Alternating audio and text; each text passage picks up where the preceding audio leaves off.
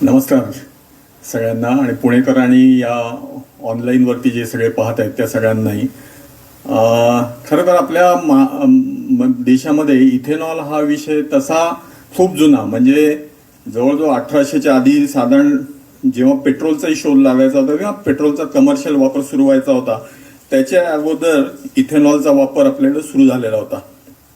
त्यामुळे इथेनॉल तसं आपल्यासाठी जुनच आहे, परंतु इथेनॉलचा जो प्रत्यक्षामध्ये पेट्रोल व्हेकल्स किंवा हे जे आले हे सगळे 1900 मध्ये साधारण या सालामध्ये त्याची सुरुवात झाली.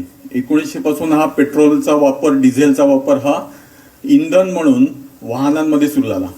आता दोन पद्धतीचा आहे, ज्याला आपण इथेनॉल जे आहे ते बायो फ्युएल असं म्हणतो आणि हे फॉसिल मधनं म्हणजे थोडक्यात जमिनीमधून आपण पेट्रोल आणि हे गोष्टी बाहेर काढतो, क्रूड ऑइल काढतो आणि मग त्याच्यातनं प्युअर करून त्याला आपण पेट्रोल म्हणतो. आता हा दोन्ही मधला फरक आहे आणि त्यामुळे त्याच्यावर आधारित सगळी टेक्नॉलॉजी पुन्हा वेगवेगळी होते. आता वाहनांच्या संदर्भात जर आपण पाहिलं तर वाहनांमध्ये काय असतं, तर वाहनांमध्ये मुख्यत्वे या सगळ्या वाहनांमध्ये 4 स्ट्रोक इंजिन असतं.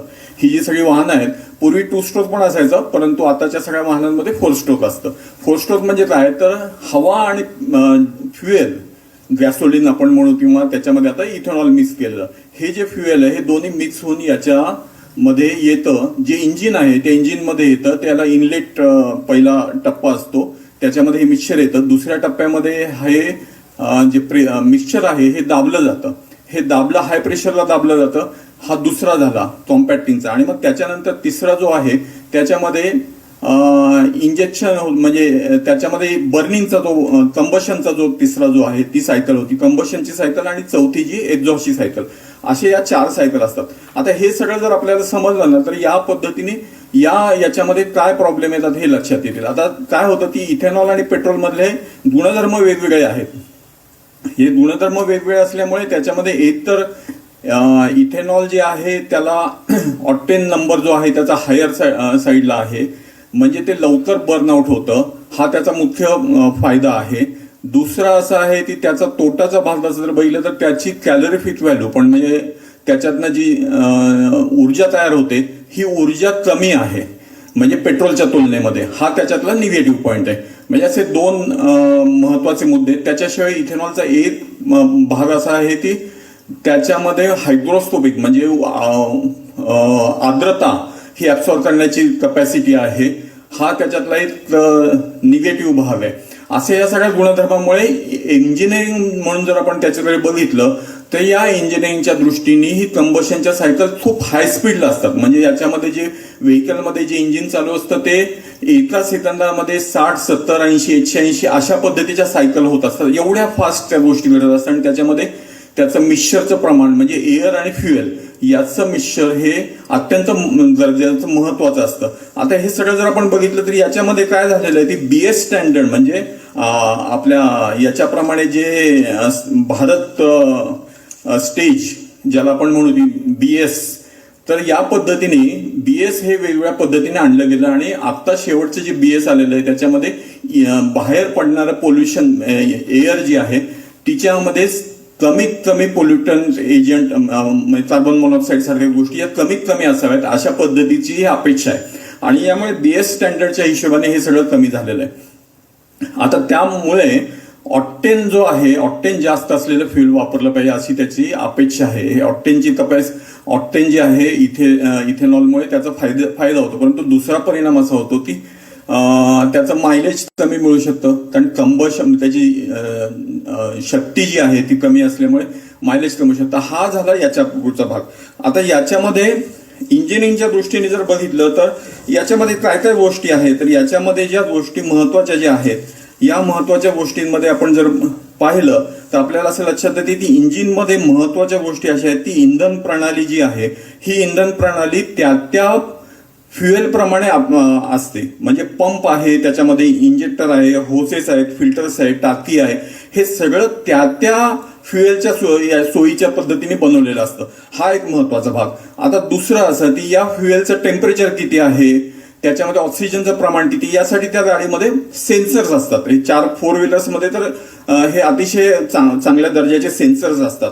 आणि याच्याने या आर्द्रता या सगळ्या गोष्टींचं कंट्रोल केलं जातं.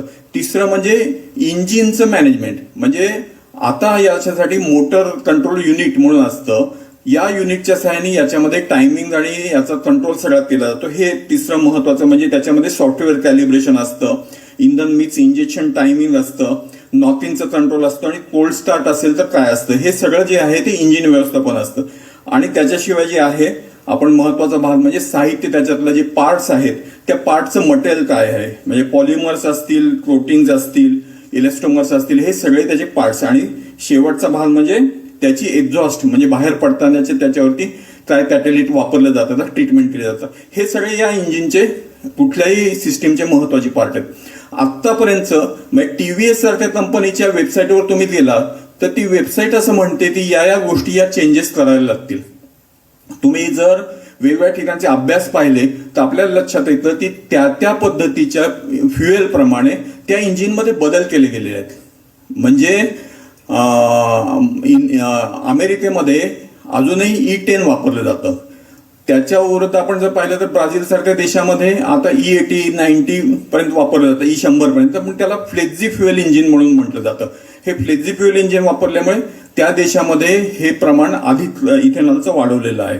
आता याच्यामध्ये सर्वात गोष्ट या सगळ्यामध्ये महत्वाची चिंता याच्यामध्ये काय आहे ती ऍज अ इंजिनिअरिंग म्हणून आपण जर याची चिंता पाहिली तर हा प्रश्न असा येतो की हे जे भारत स्टेज 6 ऍप्लिकेबल झालं ते नंतरच्या काळात झालं. तर याच्या आधीच्या ज्या गाड्या आहेत म्हणजे साधारण मार्केटमध्ये 2023च्या आधीच्या ज्या गाड्या आहेत त्याच्यामध्ये त्यांची संख्या जवळपास 22 कोटी टू व्हीलरची संख्या आणि 8 कोटीच्या जवळपास ही फोर व्हीलरची संख्या.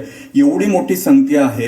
या गाड्यांचं करायचं काय आणि या गाड्यांच्या संदर्भातला महत्वाचा प्रश्न आहे. याच्यामध्ये आपल्याला पुढे येऊन मेकॅनिक्स सांगतील की आपल्याला काय अनुभव येत आहेत. मग याच्यामधून फ्युएल इंजेक्शन असेल किंवा पिस्टनचा जो गाईड असेल या सगळ्यामध्ये कशा पद्धतीने तिथे व्हाईट डिपॉझिशन होतं किंवा एअर मधनं ह्युमिडिटी घेतल्यामुळे काय परिणाम होतात, ह्या सगळ्या गोष्टी या डिस्कस केल्या जातील. परंतु या सर्वात महत्वाच्या गोष्टी आहेत आणि यामुळे आपल्याला मुख्य चिंता जी आहे ती एकूण एनर्जी याच्यातनं कमी मिळत असल्यामुळे मायलेज कमी मिळत.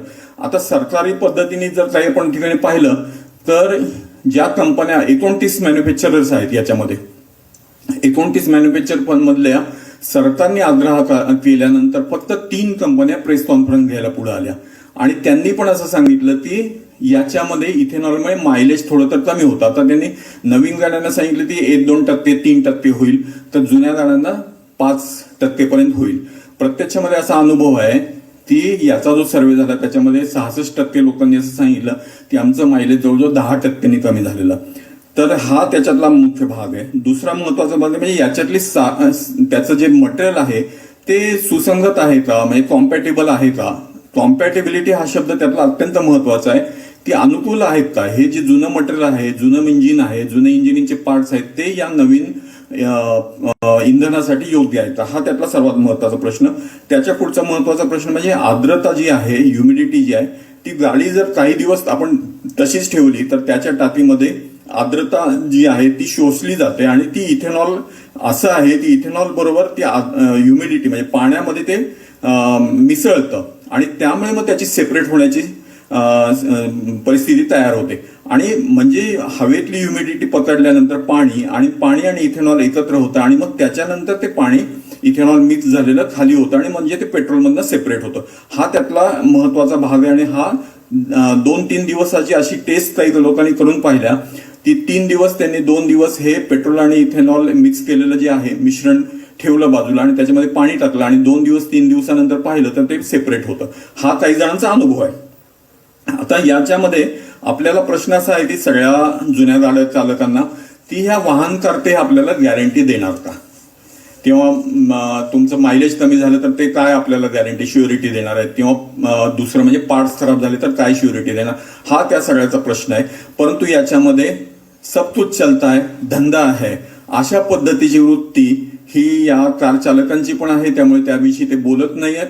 दुसरी अशीच वृत्ती बऱ्याचशा जर तुम्ही मोठ्या सर्व्हिसिंग सेंटरला गेलात तर तेही म्हणतात की धंदा है, हम नहीं बोलेंगे. आता हाच प्रश्न शेवटी आपल्या डोक्यावरती आहे ती आपल्यासाठी मात्र या जुन्या गाड्या म्हणजे आपलं मरण आहेत आणि एका अर्थाने या पद्धतीची जुनी वाहनं ही कमी नाही आहेत, ही मोठ्या संख्येने आहेत. हा त्यातला इंजिनिअरिंगचा सगळा भाग आहे. या इंजिनिअरिंगमध्ये आपल्याला जाता येईल आणि तुम्हाला या सगळ्या गोष्टी अनेक पाहता येतील. टाकीपासून ते पार बाहेर जिथे धूर बाहेर पडतो इथपर्यंतच्या गोष्टी याच्यामध्ये मी बऱ्याच सर्व्हिसिंगच्या लोकांशी बोललो. याच्यातनं हा त्यांचा अनुभव. पण ऑटोमोबाईल इंजिनिअरिंग हा एक वेगळा विषय आहे आणि हा ऑटोमोबाईल इंजिनिअरिंग हा विषय आहे, मूळ विषय. त्याला राजकारणाची जोड दिल्यामुळे इथेनॉल कधी आणावं हा खरं तर ठरवायला पाहिजे होतं. ती गाड्या या पद्धतीच्या आल्यानंतर तेवढा वेळ दिला जायला पाहिजे होता. 2030 मध्ये हे अपेक्षित होतं, त्याच्याऐवजी ते 5 वर्ष लवकर ओढलं गेलं. हे का ओढलं गेलं हा सगळ्या पुढचा प्रश्न आहे. धन्यवाद.